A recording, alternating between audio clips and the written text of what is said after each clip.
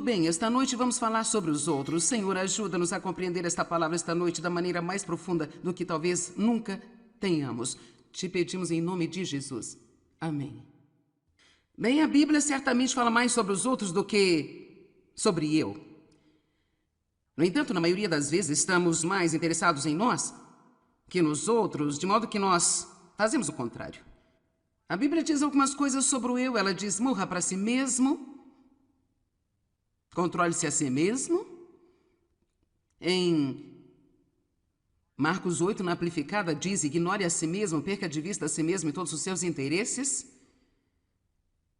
Que o amor não seja egoísta e egocêntrico e, por isso, temos de ser cuidadosos para não termos nós mesmos em nossa mente excessivamente. Agora, logo de início, eu quero esclarecer uma coisa, porque eu não quero que vocês entendam mal o que estou dizendo. Os cristãos são muito bons em levar as coisas a um extremo e faz com que a palavra se torne um problema em vez de uma verdade e a bênção que ela é. E sobre ensinar as pessoas a não serem egoístas, eu também quero dizer-lhe que isso não significa que você não precisa cuidar de si mesmo. Você nunca deve fazer alguma coisa para si mesmo. Eu acho que você precisa valorizar a si mesmo, precisa respeitar a si mesmo, precisa ter certeza de que você está emocionalmente saudável e são. E eu acredito que muitas vezes os cristãos ficam tão fora de equilíbrio em fazer coisa para os outros que não cuidam de si mesmos. Eu estava falando com o pastor e sua esposa outro dia e eles trabalham muito duro e por muito tempo e isso aparece, você vê nas pessoas. Você vê o cansaço e a fadiga.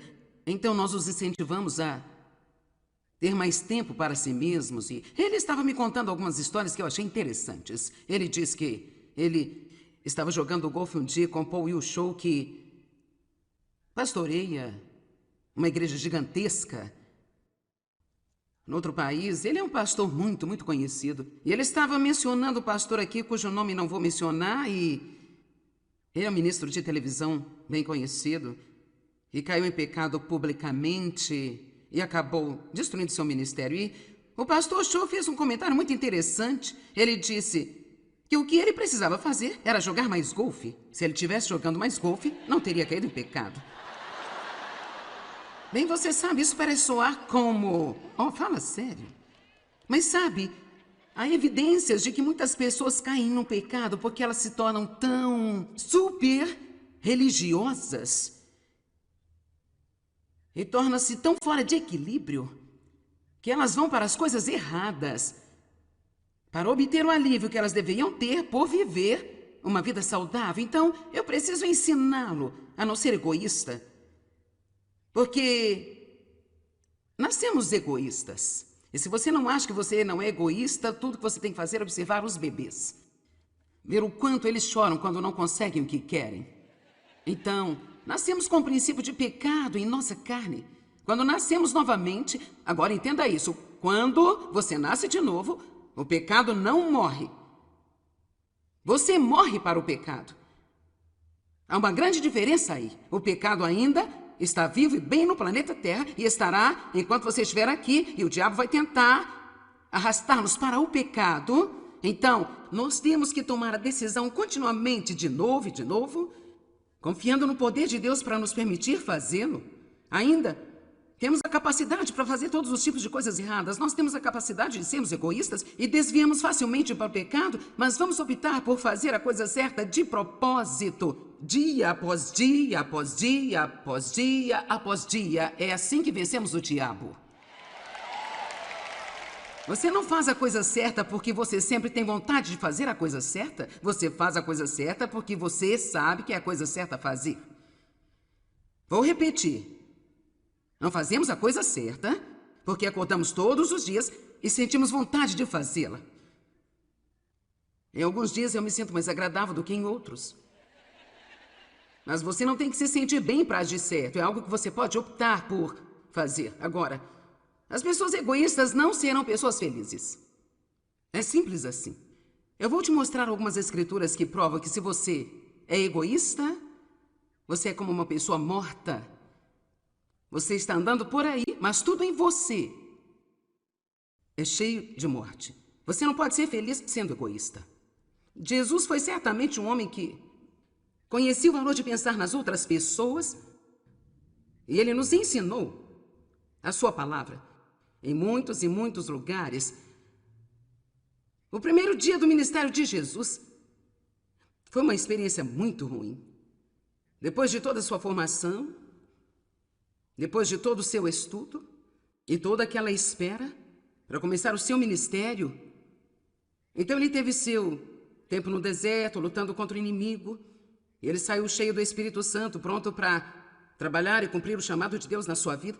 Ele foi para a sua cidade chamada Nazaré. Sabe, se você vai ser aceito em algum lugar e ganhando sorriso e aplausos, você certamente gostaria que tudo isso viesse de seu próprio povo em sua terra. Mas a Bíblia diz que o profeta não fica sem honra, senão na própria terra. E geralmente, curiosamente, quando você dá um passo para buscar mais poder, fazer mais para Deus, para servir a Deus, o que é interessante é que muitas vezes são os amigos íntimos ou os membros da família que parecem vir contra você. E o que temos de fazer é conhecer a nossa missão e sabermos do nosso chamado e não deixar que esse tipo de coisa nos pare. Assim, Jesus teve um mau primeiro dia. Mas isso não o impediu. Em Lucas capítulo 4, verso 29, levantaram-se e levaram-no para fora da cidade. Atormentando, eles o levaram ao projeto até o topo da colina sobre a qual fora construída a cidade, a fim de atirá-lo ao precipício abaixo, sobre o penhasco. Mas Jesus passou por entre eles e retirou-se deles. Então, eles tentaram matar Jesus porque ele estava tentando pregar. É muito interessante esse capítulo, porque aqui você vai ver que eles começaram a gostar dele enquanto ele estava dizendo coisas boas para eles. Então, quando suas palavras ficaram apenas um pouco mais diretas e corretivas, eles então tiveram um acesso de raiva. Sabe, todo mundo adora a sua pregação se você está dizendo-lhes como eles são maravilhosos e o quanto Deus vai abençoá-los. Mas como você já sabia quando entrou aqui, se você assistiu meu programa na TV, essa não é a parte que Deus costuma dar a mim. Eu vou encorajá-lo, mas eu também vou ensinar-lhes algumas das coisas mais difíceis, porque sei que não podemos viver só de sobremesa. Não podemos. Você não será um cristão saudável se você não for confrontado com a palavra de Deus. E de tal forma que você não possa se esgueirar. Você pode não gostar de tudo que digo, mas quando sair saberá o que eu disse aqui. Eu meio que acho que Jesus era assim também. Ele faz tudo realmente puro e simples, então pense sobre o seu primeiro dia. No entanto, o ponto que eu quero trazer é que ele não deixou a rejeição pará-lo porque ele sabia que ele tinha muitos outros em que precisava chegar. E assim, ele não ficou tentando convencê-los de que ele era um grande cara. Ele não ficou lá tentando convencê-los da validade do seu ministério. Ele não ficou lá tentando defender-se a si mesmo. E eu quero que você ouça o que eu vou dizer, porque isso vai ajudá-lo. Jesus nunca tentou ajudar as pessoas que não queriam ajuda.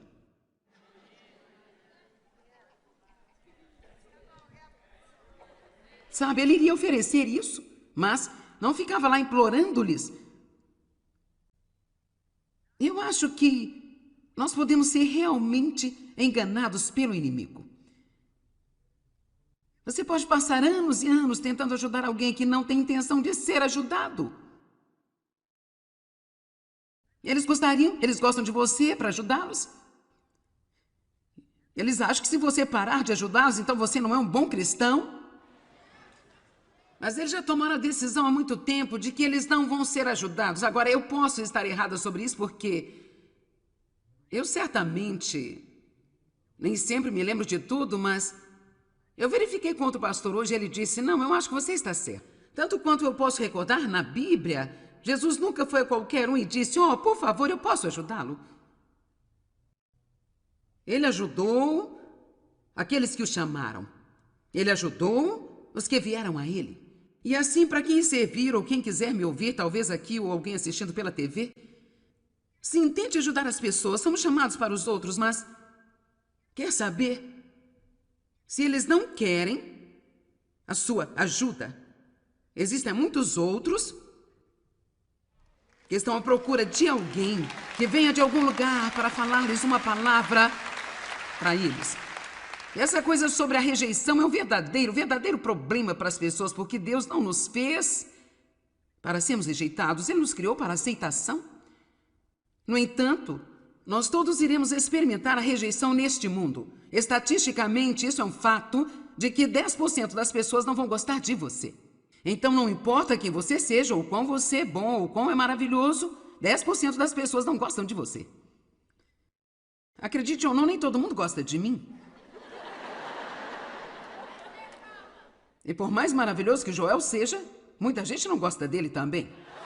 Eu não sei como você poderia não gostar do Joel, mas está estatisticamente provado que você não pode agradar a todas as pessoas o tempo inteiro. E Satanás usa essa dor da rejeição provavelmente bem mais do que qualquer outra coisa para parar as pessoas em seus caminhos e impedi-las de cumprir o chamado de Deus em sua vida. Então, se você está sentado aqui esta noite ou assistindo pela TV e você está abatido pela dor em sua alma, em suas emoções devido a algum tipo de rejeição que já experimentou, e você deixou que isso te parasse, eu estou dizendo a você: pare de tentar ajudar alguém que não quer saber de nada com você, não quer ouvir o que você tem a dizer, não se preocupa com você, porque o mundo está cheio de solitários, com fome, sofrendo, carentes, pessoas que elas vão amar ouvir qualquer incentivo que você possa dar a elas. Eu quero que você tenha certeza de como Satanás usa isso. Isso é uma armadilha. Não tenho tempo esta noite para falar muito porque não é realmente o centro da minha mensagem, mas eu posso olhar para trás da minha vida. Eu poderia dizer-lhe em que pontos exatos Deus estava pronto para me promover para o próximo nível neste ministério. Mas toda vez eu tive um grande ataque de rejeição de algumas das pessoas que estavam ao meu redor, quero dizer, coisas esmagadoras e angustiantes, vindas de pessoas que eu amava e confiava. E eu não entendia muito disso, mas eu entendo agora. E se eu não tivesse conseguido passar por essas coisas, se eu não tivesse sido como Jesus e fosse para o próximo lugar, eu não teria a oportunidade de estar aqui hoje. Eu não quero que o inimigo pare você. Eu impeça de fazer o que Deus quer que você faça. Porque alguém te machucou, alguém rejeitou você, ou você tentou compartilhar com alguém e riram de você, tiraram sarro com a sua cara. Uma das primeiras coisas que eu fiz foi que eu fui para as ruas do centro de Santa Luz no sábado de manhã com a nossa igreja, distribuindo folhetos evangélicos. O primeiro a quem eu entreguei, o folheto dizia: sorria, Jesus ama você. E eu disse: Jesus te ama. E o cara tirou da minha mão com um tapa e ele disse: eu não quero esse maldito folheto aqui. E tudo em mim simplesmente. Mas, quando isso acontece, você tem que continuar. E você diz: Jesus ama você, Jesus ama você, Jesus ama você. E você continua até que alguém queira o que você está oferecendo a eles. Não seja parado pela rejeição. Na verdade, em Mateus capítulo 10, eu não vou tomar o tempo todo para ir lá, mas quando Jesus enviou os discípulos de 2 em 2 para irem pregar o evangelho e expulsar os demônios, ele disse: se você vai a uma cidade e eles não o aceitarem, ele disse: sacuda o pó dos seus pés. Então talvez alguém que esta noite tenha que sacudir o pó dos seus pés. É fácil, é como tomar uma decisão. Se for necessário, coloque um pouco de ação nisso e diga: eu estou cheio desse tipo de bobagem, eu tenho uma vida para viver, eu não vou deixar que o que você pensa de mim ou o que você está pensando vá me segurar. Amém? Dói quando as pessoas não nos amam. Dói quando você tenta ajudar alguém e eles não deixam ajudá-los. Mas eu passei muitos anos da minha vida tentando ajudar alguém da minha família, meu irmão, na verdade. E depois de 4 anos, ele ainda não foi ajudado. Finalmente eu pensei: quer saber? Eu não acho que sou eu. Acho que ficamos pensando: bem, e se eu pudesse fazer melhor? Se eu pudesse dizer isso mais claramente? Se de alguma forma eu pudesse ser mais convincente? Se eu tivesse um testemunho melhor? Mas honestamente, na verdade, você tem que saber quando deixar de lado. Jesus disse: vão de cidade em cidade até que eu volte. Continue indo de cidade em cidade até encontrar pessoas que queiram ouvir o que você tem a dizer. Amém? Agora, o próximo lugar que ele foi Cafarnaum. Ele teve essa má experiência em Nazaré. Ele deixou isso de lado e foi direto para Cafarnaum. E em Lucas capítulo 4, diz que eles o amaram. Eles o aceitaram. Eles simplesmente o amaram muito. Ele pregou coisas boas para eles. Ele fez milagres, ele expulsou demônios, ele foi para a casa de Pedro, e sua sogra estava doente, então ele a curou. Então eles tinham sábado, e quando o sábado terminou, eles trouxeram mais pessoas endemoniadas e mais pessoas doentes, ele curou todos os doentes, expulsou todos os demônios, e... Então eles diziam, homem, você tem que ficar aqui com a gente para sempre? É isto mesmo, Jesus, este é o seu lugar. E sabe o que ele disse? Não, eu não posso ficar aqui, porque existem outros que precisam ouvir a mensagem. Eu acho que há uma lição a ser aprendida aqui. Ele não mexeu onde não queriam que ele mexesse. Ele não ficou em um lugar que era confortável e acolhedor para ele. Quem não gostaria de ficar onde todos amam você? Quem não gostaria de ficar onde todos admiram você e o apreciam?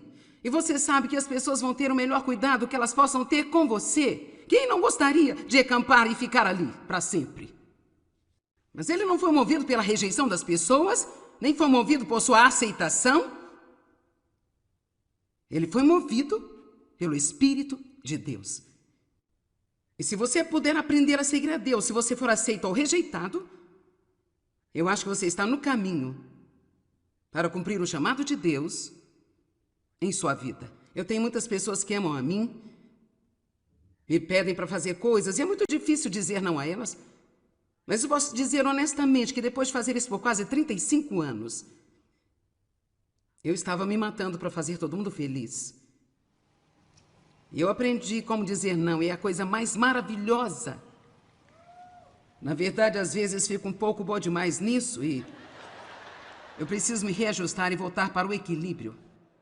Mas até que você aprenda a dizer não, você não vai ser saudável, você não vai ser feliz, porque a verdade da questão é que se eles queriam Jesus para ficar lá por causa do que eles estavam fazendo para eles, e ele disse não, eu já lhe disse que o que você precisa ouvir. Agora, eu tenho que ir para os outros. Vamos, Jesus nos ensina algumas coisas realmente, aparentemente, coisas quase que ridículas. Em Mateus 18, ele diz que o pastor deixou 99 ovelhas para ir à procura de uma. Isso não é mesmo um bom negócio? Você não irá longe no mundo dos negócios se disser, bem, 99 fiquem aqui agora sozinhas. Eu tenho que ir procurar a uma que está perdida. Quer saber? Se mais igrejas entendessem este princípio, elas iriam parar de exigir tanto dos seus pastores e deixá-los ir para os outros que estão perdidos, os ajudariam muito. Mas a maioria das pessoas nas igrejas quer apenas o homem de Deus, ou a mulher de Deus, ou a equipe, ou o pessoal de liderança para cuidar de mim, cuidar de mim, cuidar de mim, cuidar de mim. Sou crente há 40 anos, o meu bumbum está quadrado de tanto ficar sentado no banco, mas cuide de mim, cuide de mim, cuide de mim.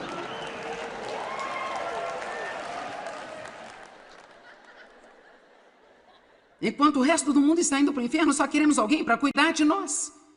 E a verdade da questão é que nós devíamos há muito tempo não apenas ter liberado o homem de Deus, mas dizer, você não tem que cuidar de mim? Ei, eu estou bem, você tem me alimentado, estou crescido, me diga o que você quer fazer e vou atrás de você para ajudá-lo a fazê-lo.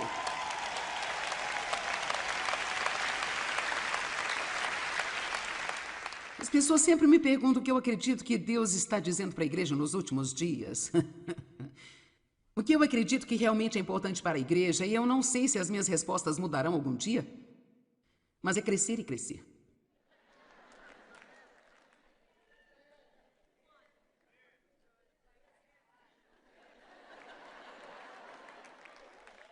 E crescer significa literalmente tirar a sua mente de si mesmo. Saiba que isso é tudo sobre os outros. Sabe, se tudo que Deus quer que façamos é ser felizes, Ele poderia apenas nos salvar e nos levar para o céu. Gente, eu ficaria muito feliz se eu estivesse lá na minha mansão agora, andando em ruas de ouro e apenas conversando com Moisés. Gente, nós poderíamos ter uma conferência, eu, Elias, Moisés, Jesus. Poderíamos ter uma pregação que não terminaria, amém? Mas ele tenta nos manter aqui, nos fazer crescer por causa dos outros. Espero que ao sair daqui eu tenha pelo menos levado você a algum lugar onde você vai pelo menos uma ou duas vezes se preocupar com os outros. E não só mimimi. Em Amós capítulo 6, verso 1, há uma escritura bastante séria. E depois também nos versos 4 a 7, vamos olhar para Amós 6, versículo 1. Ai de vós que vivem sossegados em Sião. Quantos não querem nenhum ai? Você já teve o suficiente. Ai daqueles que estão à vontade na igreja. Ai daqueles que se sentem seguros sobre os montes de Samaria. Vocês, homens notáveis, escolhidos por Deus entre as nações, os quais Israel recorre. Agora vamos ler de 4 a 7. Ai dos que se deitam em camas de marfim e se espreguiçam em seus sofás. Vamos dizer isso um pouco diferente. Ai daqueles que se sentam em seus bancos todos os domingos e se espreguiçam e ouvem grandes ensinamentos e comem os cordeiros tirados do rebanho e os bezerros do meio do curral, versículo 5, que cantam canções ociosas ao som da harpa, inventam para si instrumentos de música como os de Davi, que se encontram em seus bancos e cantam palavras bonitas.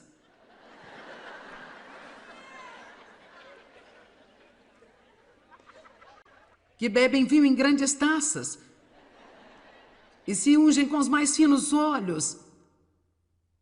Agora aqui, preste atenção nesse, mas não se entristecem com a aflição e a ruína de José. Israel, ou eu acho que podemos dizer qualquer um que não tem um relacionamento com Deus. Agora observe o verso 7.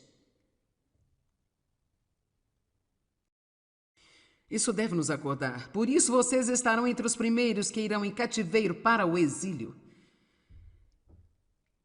Cessarão os banquetes dos que vivem para si próprios. Então, o que ele está dizendo? É muito simples. Se você não se preocupa com outra pessoa, você será o primeiro a ser levado cativo pelo inimigo.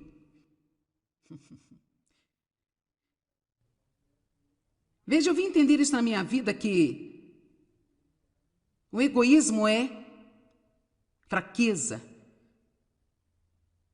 Mas o amor e o cuidar dos outros é uma posição de poder acima de qualquer coisa que nós possamos imaginar. Se quiser que o diabo pare de lhe dar problema, basta começar a prestar atenção no que os outros precisam e o que você pode fazer para abençoá-los. E como você pode levantá-los. Quando você vai à igreja, não basta ir para obter uma bênção, vá para ser uma bênção. Propositalmente. E você diz, olha, meu Deus, eu ouvi a palavra por 10 anos, agora é hora de eu crescer. Eu vou para o culto hoje e quero que você me mostre alguém que precisa de uma bênção. Mostre-me uma viúva que eu possa levar para almoçar, uma mãe solteira que tem 4 filhos e não tem apoio do marido. Eu gostaria de dar-lhe algum dinheiro para sair para almoçar. Mostre-me alguém que eu possa ajudar, porque eu não consigo viver se eu não estiver ajudando alguém. Eu já vivi muitos anos da minha vida. Não posso mais fazer isso, Deus? Você tem que me mostrar alguém para que eu possa fazer alguma coisa. E sair armado e pronto, orando e procurando.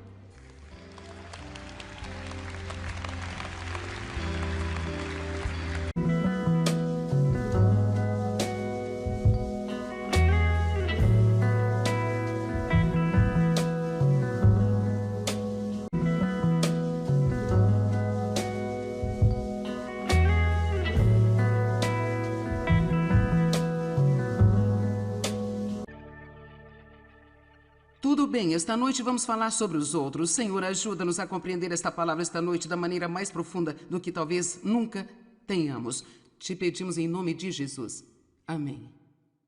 Bem, a Bíblia certamente fala mais sobre os outros do que sobre eu. No entanto, na maioria das vezes estamos mais interessados em nós que nos outros, de modo que nós fazemos o contrário. A Bíblia diz algumas coisas sobre o eu. Ela diz: morra para si mesmo, controle-se a si mesmo.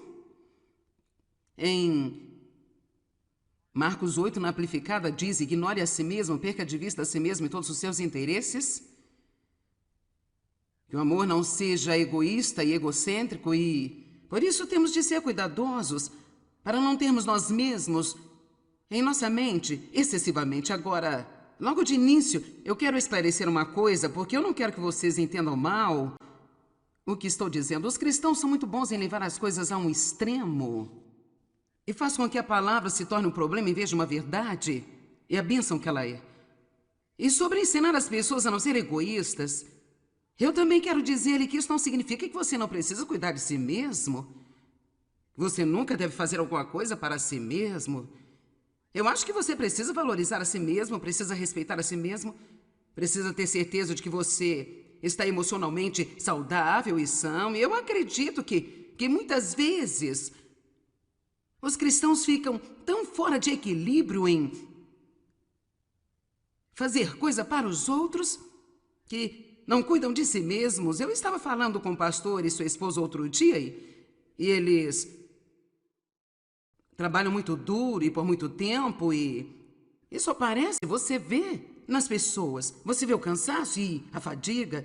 Então nós os incentivamos a ter mais tempo para si mesmos. E ele estava me contando algumas histórias que eu achei interessantes. Ele disse que ele estava jogando golfe um dia com Paul Wilshire, que pastoreia uma igreja gigantesca no outro país. Ele é um pastor muito, muito conhecido. E ele estava mencionando o pastor aqui, cujo nome não vou mencionar, e ele é um ministro de televisão bem conhecido e caiu em pecado publicamente e acabou destruindo seu ministério. E o pastor Shaw fez um comentário muito interessante. Ele disse que o que ele precisava fazer era jogar mais golfe. Se ele estivesse jogando mais golfe, não teria caído em pecado.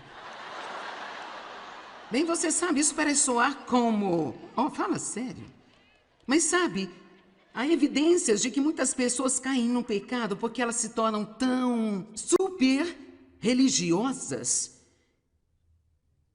e tornam-se tão fora de equilíbrio que elas vão para as coisas erradas para obter o alívio que elas deveriam ter por viver uma vida saudável. Então, eu preciso ensiná-lo a não ser egoísta.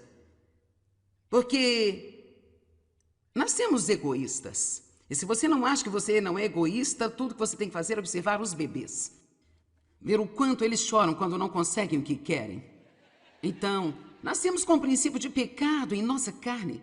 Quando nascemos novamente, agora entenda isso, quando você nasce de novo, o pecado não morre.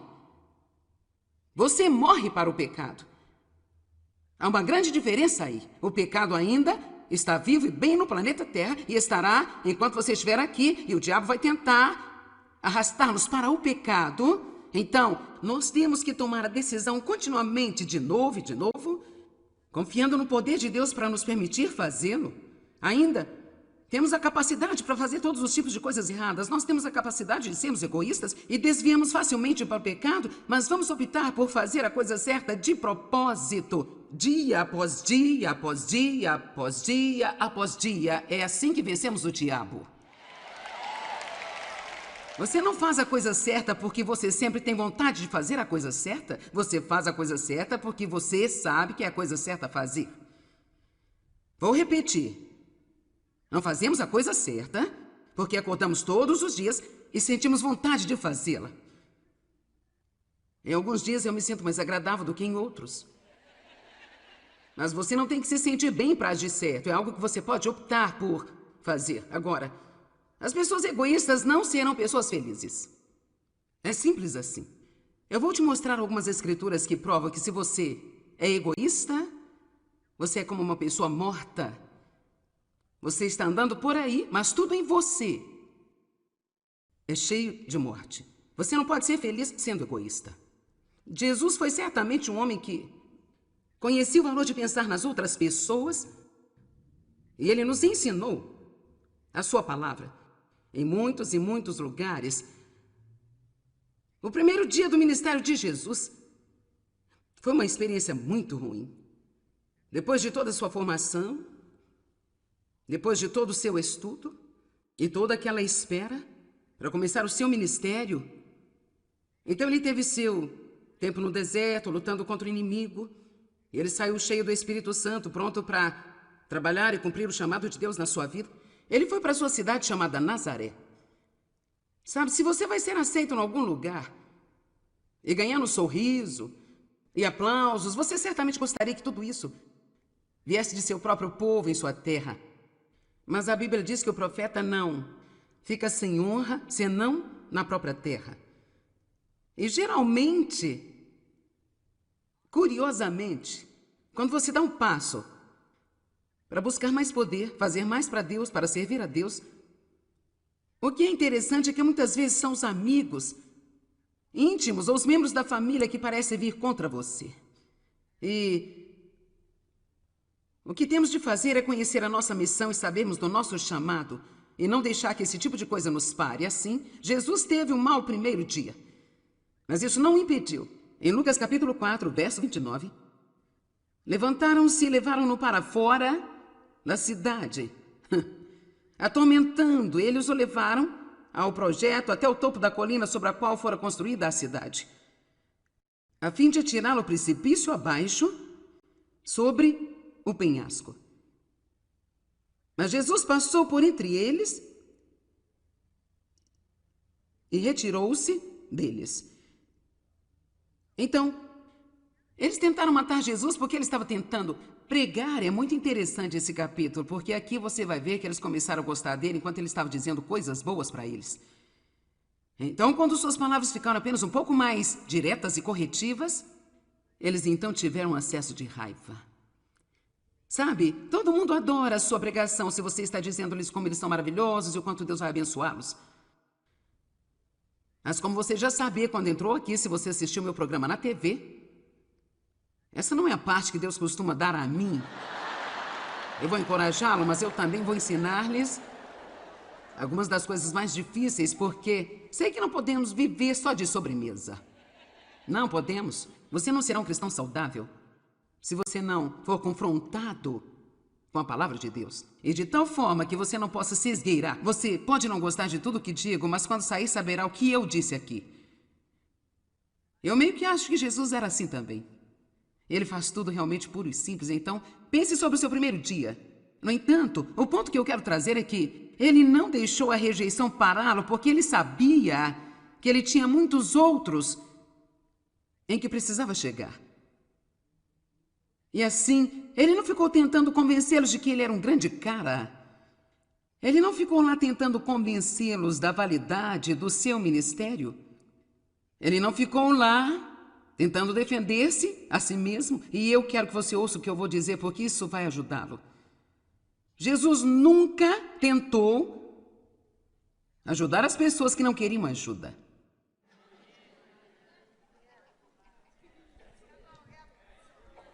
Sabe, ele iria oferecer isso, mas não ficava lá implorando-lhes. Eu acho que nós podemos ser realmente enganados pelo inimigo. Você pode passar anos e anos tentando ajudar alguém que não tem intenção de ser ajudado. Eles gostam de você para ajudá-los. Eles acham que se você parar de ajudá-los, então você não é um bom cristão.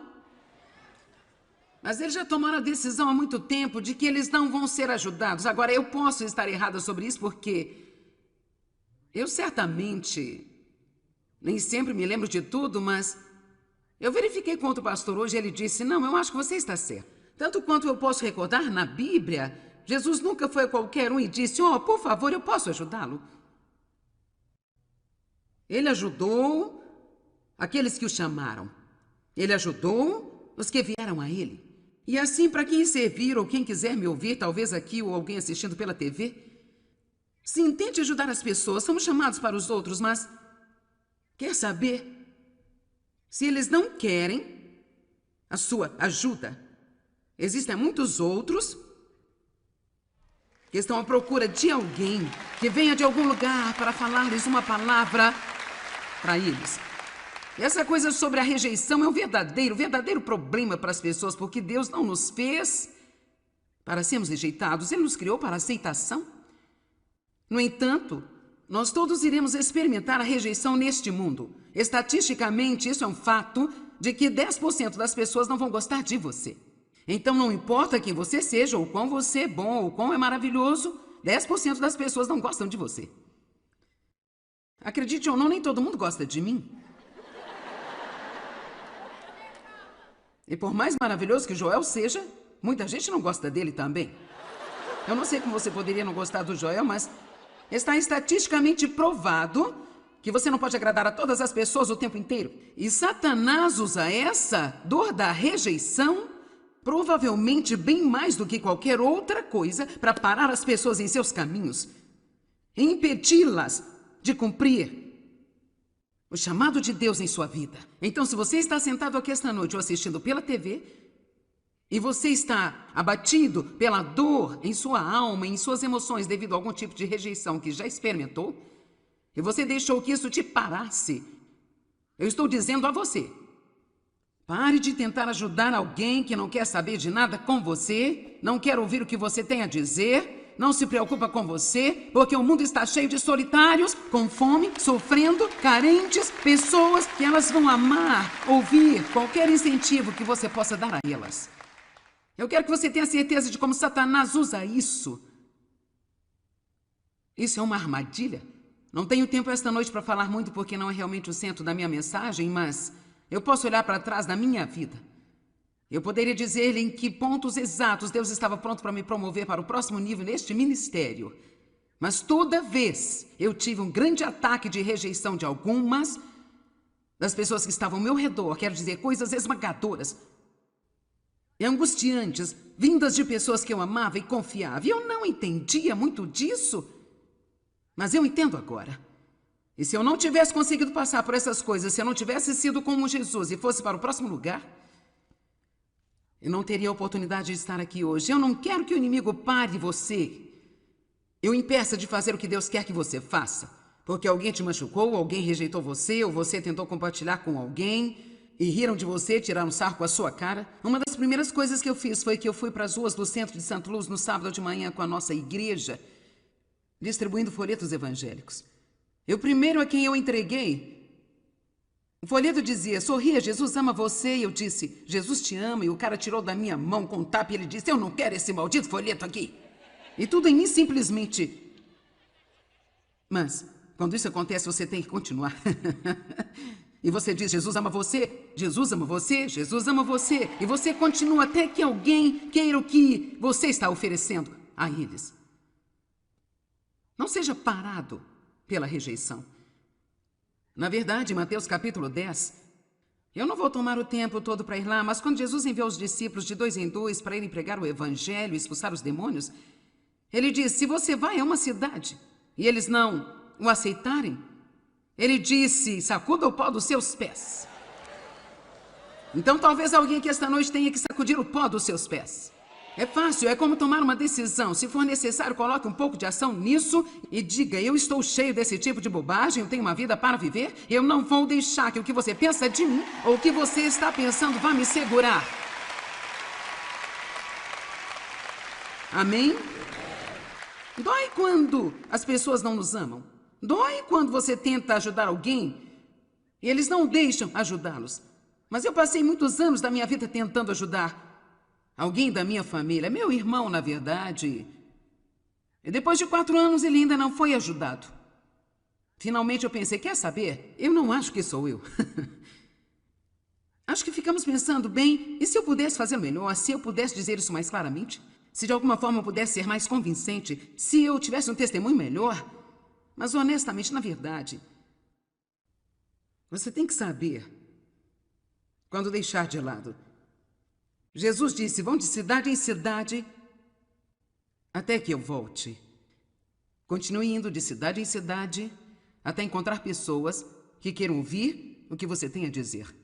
Amém? Agora, o próximo lugar que ele foi Cafarnaum. Ele teve essa má experiência em Nazaré.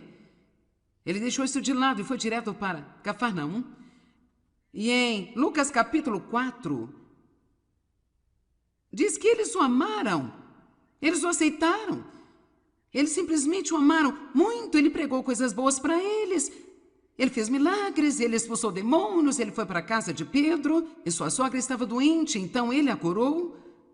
Então eles tinham um sábado e quando o sábado terminou, eles trouxeram mais pessoas endemoniadas e mais pessoas doentes. Ele curou todos os doentes, expulsou todos os demônios e... Então eles diziam, ó homem, você tem que ficar aqui com a gente para sempre? É isto mesmo, Jesus, este é o seu lugar.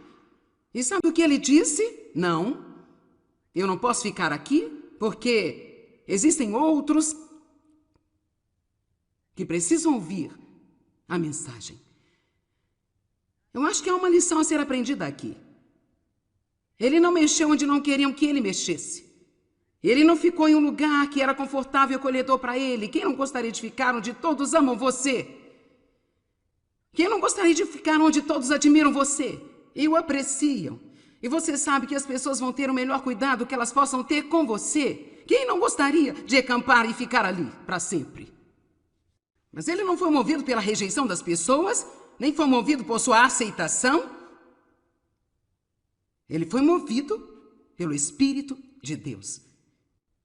E se você puder aprender a seguir a Deus, se você for aceito ou rejeitado, eu acho que você está no caminho para cumprir o chamado de Deus em sua vida. Eu tenho muitas pessoas que amam a mim, me pedem para fazer coisas, e é muito difícil dizer não a elas. Mas eu posso dizer honestamente que depois de fazer isso por quase 35 anos, eu estava me matando para fazer todo mundo feliz. E eu aprendi como dizer não, e é a coisa mais maravilhosa. Na verdade, às vezes fico um pouco boa demais nisso e eu preciso me reajustar e voltar para o equilíbrio. Mas até que você aprenda a dizer não, você não vai ser saudável, você não vai ser feliz, porque a verdade da questão é que se eles queriam Jesus para ficar lá por causa do que eles estavam fazendo para eles, e ele disse não, eu já lhe disse que o que você precisa ouvir. Agora, eu tenho que ir para os outros. Vamos, Jesus nos ensina algumas coisas realmente, aparentemente, coisas quase que ridículas. Em Mateus 18, ele diz que o pastor deixou 99 ovelhas para ir à procura de uma. Isso não é mesmo um bom negócio? Você não irá longe no mundo dos negócios se disser, bem, 99 fiquem aqui agora sozinhas. Eu tenho que ir procurar a uma que está perdida. Quer saber? Se mais igrejas entendessem este princípio, elas iriam parar de exigir tanto dos seus pastores e deixá-los ir para os outros que estão perdidos, os ajudariam muito. Mas a maioria das pessoas nas igrejas quer apenas o homem de Deus, ou a mulher de Deus, ou a equipe, ou o pessoal de liderança para cuidar de mim, cuidar de mim, cuidar de mim, cuidar de mim. Sou crente há 40 anos, o meu bumbum está quadrado de tanto ficar sentado no banco, mas cuide de mim, cuide de mim, cuide de mim.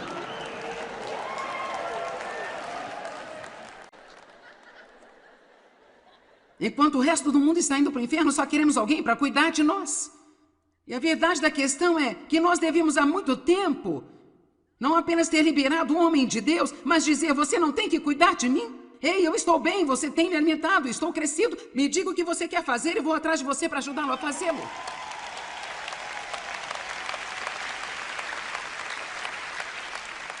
As pessoas sempre me perguntam o que eu acredito que Deus está dizendo para a igreja nos últimos dias.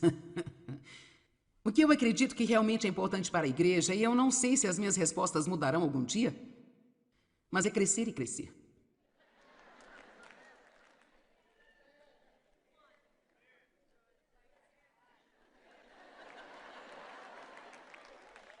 E crescer significa literalmente tirar a sua mente de si mesmo. Saiba que isso é tudo sobre os outros. Sabe, se tudo que Deus quer que façamos é ser felizes, Ele poderia apenas nos salvar e nos levar para o céu. Gente, eu ficaria muito feliz se eu estivesse lá na minha mansão agora, andando em ruas de ouro e apenas conversando com Moisés. Gente, nós poderíamos ter uma conferência, eu, Elias, Moisés, Jesus, Poderíamos ter uma pregação que não terminaria, amém? Mas Ele tenta nos manter aqui, nos fazer crescer. Por causa dos outros. Espero que ao sair daqui eu tenha pelo menos levado você a algum lugar onde você vai pelo menos 1 ou 2 vezes se preocupar com os outros. E não só mimimi. Em Amós capítulo 6, verso 1, há uma escritura bastante séria. E depois também nos versos 4 a 7, vamos olhar para Amós 6, versículo 1. Ai de vós que vivem sossegados em Sião. Quantos não querem nenhum ai? Você já teve o suficiente. Ai daqueles que estão à vontade na igreja. Ai daqueles que se sentem seguros sobre os montes de Samaria. Vocês, homens notáveis, escolhidos por Deus entre as nações, os quais Israel recorre. Agora vamos ler de 4 a 7. Ai dos que se deitam em camas de marfim e se espreguiçam em seus sofás. Vamos dizer isso um pouco diferente. Ai daqueles que se sentam em seus bancos todos os domingos e se espreguiçam e ouvem grandes ensinamentos e comem os cordeiros tirados do rebanho e os bezerros do meio do curral, versículo 5, que cantam canções ociosas ao som da harpa, inventam para si instrumentos de música como os de Davi, que se encontram em seus bancos e cantam palavras bonitas.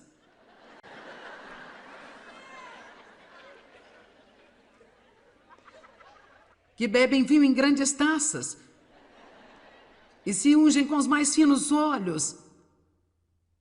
Agora aqui, preste atenção nesse, mas não se entristecem com a aflição e a ruína de José. Israel, ou eu acho que podemos dizer qualquer um que não tem um relacionamento com Deus. Agora observe o verso 7.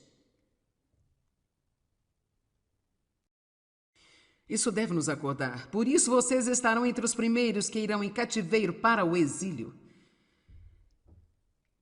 Cessarão os banquetes dos que vivem para si próprios. Então, o que ele está dizendo? É muito simples. Se você não se preocupa com outra pessoa, você será o primeiro a ser levado cativo pelo inimigo.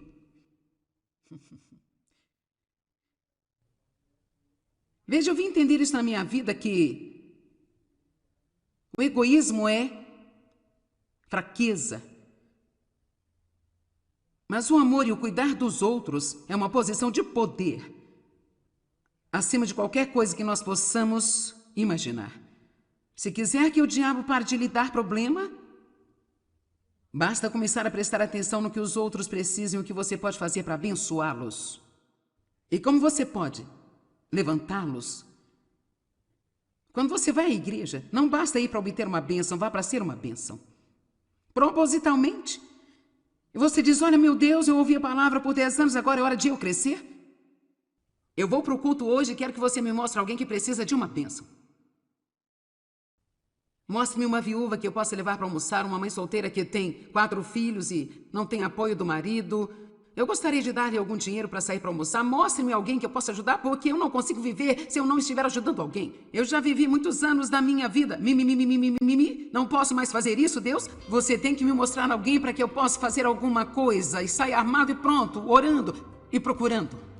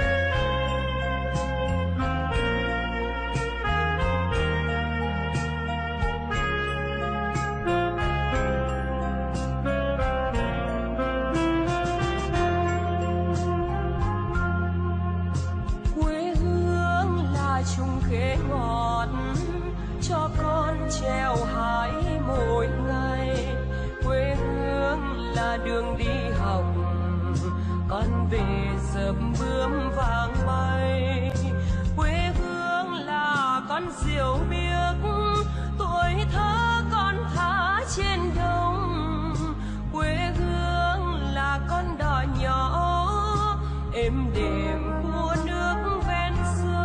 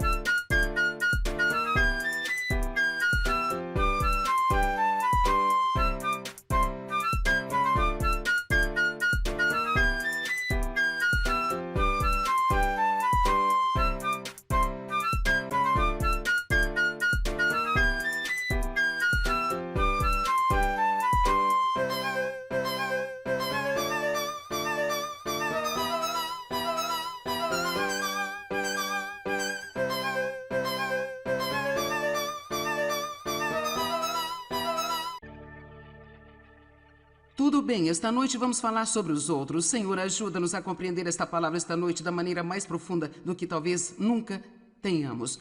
Te pedimos em nome de Jesus. Amém. Bem, a Bíblia certamente fala mais sobre os outros do que sobre eu.